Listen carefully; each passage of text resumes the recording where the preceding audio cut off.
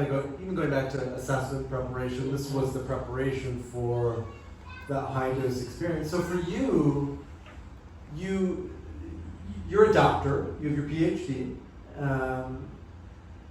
massage therapist, hypnotherapy, and now you're weaving in psychedelics. You're not a clinician, technically, or at all, but I'm curious how you approach or look at the context of medical support versus non-medical support, coaching versus therapy, because even when I've had coaching in the past, there's sometimes a therapeutic element, right? There's sometimes a being within a holding space.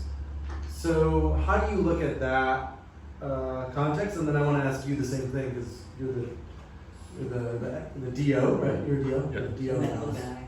Yeah, so when people ask me what's the difference between coaching and therapy, it's a fine line. It's really hard to sometimes not go there. Therapists so often focus on the past. They want to know what happened, how you processed that, what was the trauma. I need to know about the past very little, only to know how you got to right now, and then I help you go forward from there. So to me, coaching is about holding that space, asking the right questions, offering the kind of support that you might need in that moment. And I never, my school used to talk about dancing in the moment, which sounded so woo. And I could go woo, but I'm a triple Capricorn, so I can only go so woo. But there's like dancing in the moment. And then there were times where a client would show up and I'd say, hey, so last time we talked about this was your homework. And they go, my husband and I are fighting. And I'm like, okay, I guess we're doing that. So it really is, dancing, just gave myself chills. Dancing in the moment really is what that is. And it's the same thing with psychedelics. As Dr. Remi said, you don't get the trip you want, you get the trip you need. And you can do, when I did my Bufo ceremony, I was actually talking to one of my coaches and I said, I want to set intentions for this. And she goes, you can, but it's going to give you what it's going to give you. And I kind of went, okay. And boy, did it gave it to me. It gave it to me big time. So my intention is holding that space and offering that support, specifically at this point with prep and integration. I was so disappointed in California when our governor did not decriminalize things. I know we're working on it, it's back again, but I want to hold space for people. I want to give them what they need in that moment, whether it's life, relationship coaching, or the psychedelic coaching with the prep, the integration. I have several clients on microdosing protocols, and I've seen such incredible transformation just from that. It's so exciting to see what's happening.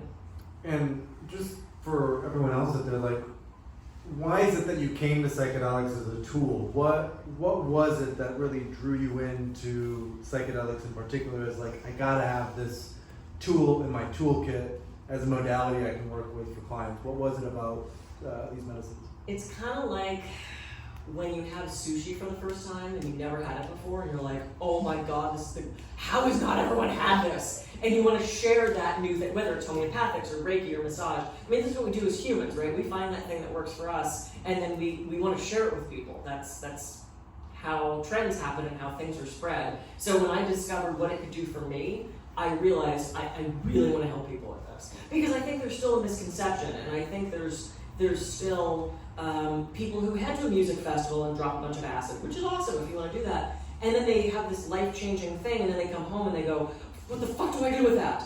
I want to help them with that.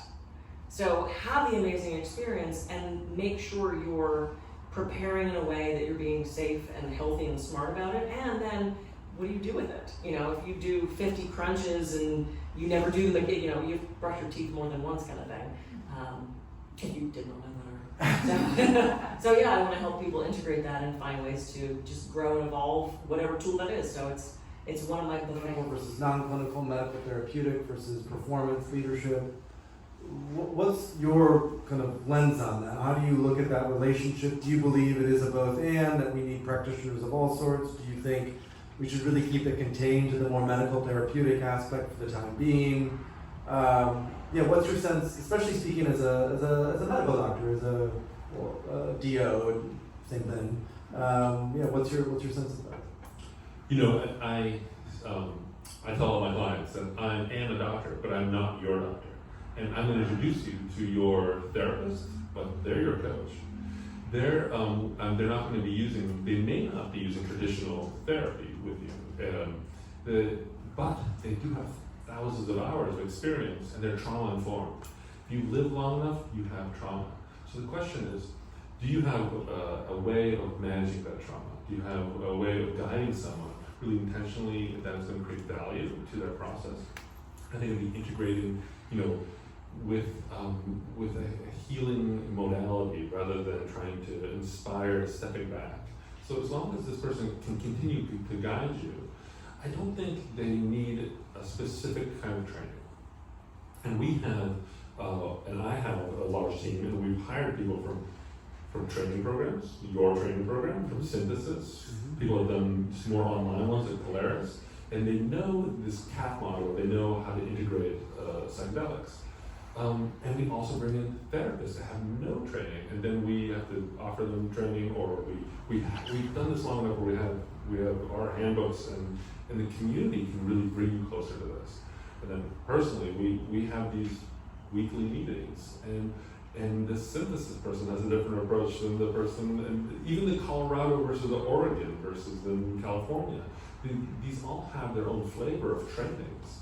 I'm a DO, but you also have an MD. The osteopath treats the body.